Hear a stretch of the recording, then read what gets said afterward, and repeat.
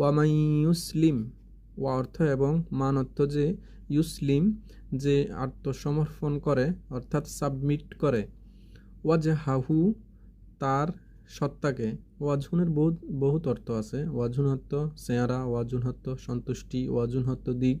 এখানে ওয়াজহা অর্থ হচ্ছে সত্তা, তার সত্তাকে অর্থাৎ যে তার সত্তাকে আত্মসমর্পণ করে, সাবমিট করে, ইলাল্লাহি আল্লাহর দিকে। ওয়া এমত অবস্থায় হুয়া মহসিন সে সৎকর্মশীল। মহসিন অর্থ সৎকর্মশীল, অনেকের নাম আছে মহসিন, এ মহসিন এখান থেকে এসেছে।